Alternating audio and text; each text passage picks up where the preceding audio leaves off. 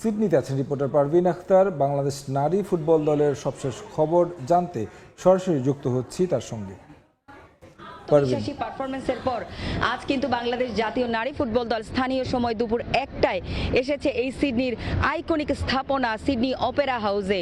এখানে কিন্তু দলের প্রতিটা সদস্য বর্ণিল একটা সাজে কিন্তু এখানে এসেছে। নর্মালি আমরা তাদেরকে লাল সবুজের জার্সিতে দেখে থাকি, আজকে কিন্তু ফুটবলাররা এখানে অনেকটা পার্টির সাজে তারা কিন্তু এখানে অপেরা হাউসে এসেছে এবং অপেরা হাউস ঘুরে দেখেছে।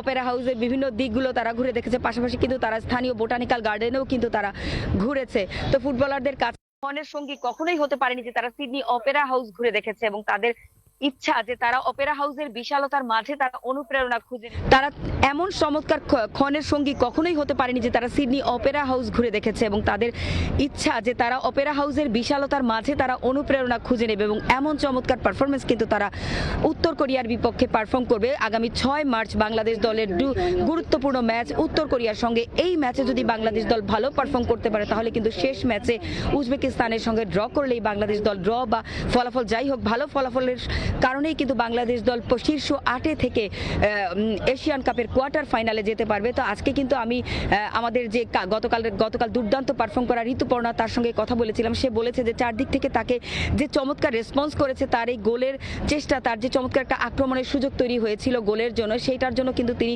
বিভিন্ন জায়গা থেকে প্রশংসা পাচ্ছেন এবং বিভিন্ন দেশের ফুটবল ফেডারেশনের থেকে কিন্তু তাকে প্রশংসা পাঠানো হয়েছে। এবং আমি এখানে কথা বলেছিলাম সিডনির বেশ কয়েকটি ক্লাবেও কিন্তু তার ডাক পাওয়ার সম্ভাবনা রয়েছে।